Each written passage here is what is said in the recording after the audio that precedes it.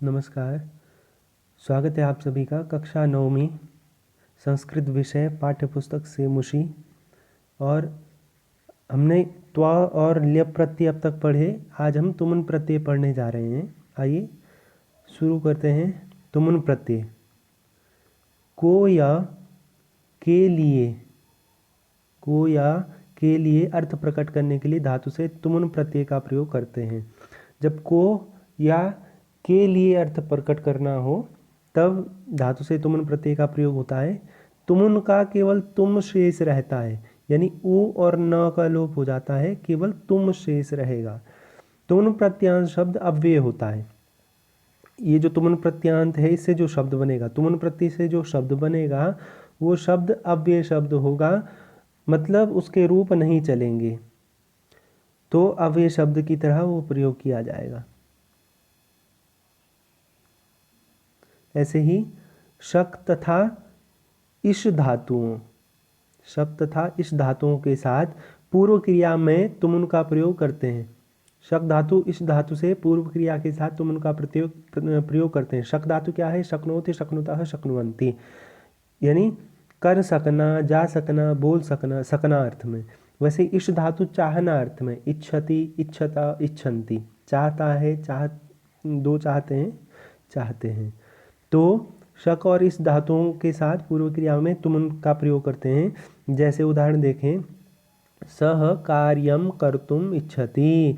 अब यहाँ इच्छति जो है मूल धातु है, और यहाँ मूल धातु से पूर्व, मुख्य क्रिया से पूर्व पहले क्या है? कर्तुम, तुमुन प्रत्ययांत शब्द का प्रयोग हुआ है।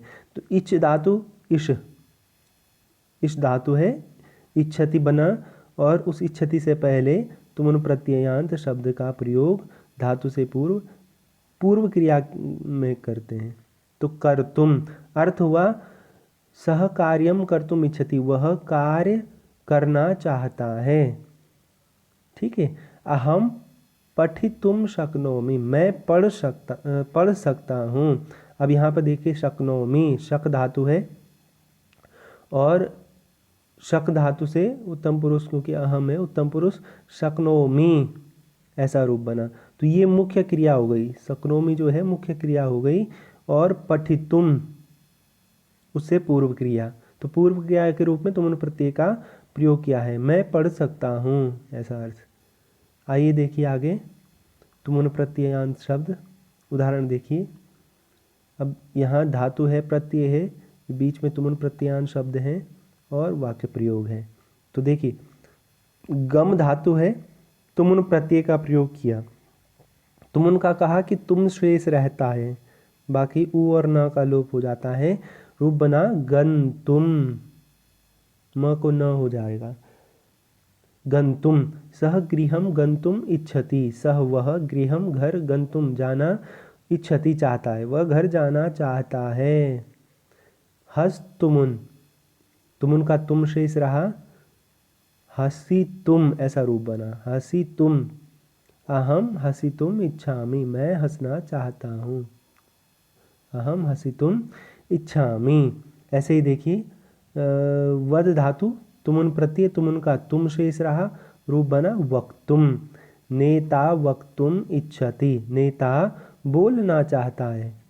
ऐसे देखिए, पा तुमुन, तुमुन का तुम शेष, और रूप बना पातुम। जलम पातुम जलाशयम गच्छ, जल पीने के लिए जलाशय तक जाओ, जलाशय जाओ।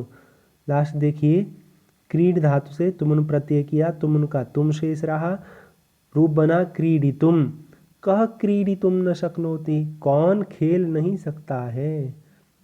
ये तो आप इस तरह से इन शब्द रूपों को भी समझिए और इनका प्रयोग वाक्यों में करने का प्रयास कीजिए।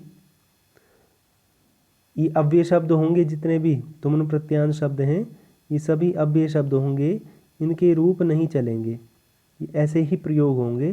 पूर्वकालिक क्रिया के रूप में प्रयोग होगा, या का के लिए इस अर्थ में इनका प्रयोग कर सकते हैं। धन्यवाद एवं शुभ दिन।